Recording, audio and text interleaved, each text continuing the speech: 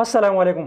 په سعودي عرب کې به تاسو خپل تامین یعنی انشورنس معلومات په څنګه کوئ چې زما انشورنس باندې ټیکس څومره دی، زما د انشورنس نمبر چې دی دا څو دی، زما انشورنس چې دی په دې کې میکسیمم لیمټ چې دی دا څو دی، او زما انشورنس چې دی دا کم کلاس دی، او زما د انشورنس کم ایکسپایری ډیټ چې دی دا کله دی. دغه مکمل معلومات په دغه ویډیو کې تاسو ته ځخیم. د ویډیو شروع کېدو مخکې زموږ د ویډیو ځان سره لایک کړئ، دا پیج تاسو فالو کړئ، دا پیج ځان سره لازمي فالو کړئ چې موږ دغه شانتي انفارمیشن ویډیوګانې په فیوچر کې تاسو لپاره جوړو.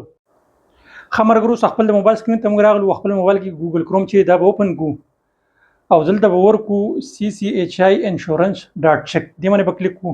دا دویم نمبر کوم ویب سایټ چې دی دې باندې به موږ کلیک کو. صحیح ده، انشورنس انفارمیشن انکوایری. صحیح ده، دې باندې به موږ کلیک کو.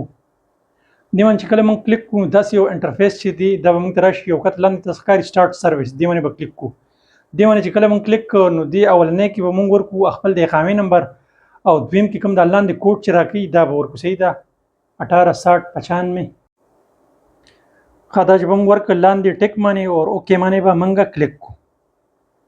دې باندې چې کله موږ کلیک کو نو دا تاسو ته ښکاري مکمل انفارمیشن چې دی دا موږ ته د اقامې راغی. دا تاسو ته ښکاري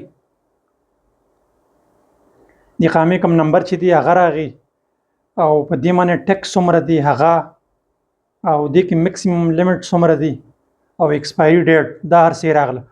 اوس دغه کوم اقامه چې دا په دې باندې تامین نشي. صحیح ده، دې باندې به تاسو ته سره راکړي، دا تاسو ته زخیم. صحیح ده، ما اقامې نمبر چې دا ما ورکړه لاندې به زه ورکړم 176982 او ټیک باندې به زه کلیک کوم، اوکې باندې به زه کلیک کوم. صحیح ده، دې باندې چې ما کله کلیک نو دا تاسو ته ښکاري ښه صفای پکې لیکلي چې په دې نمبر باندې انشورنس نشته.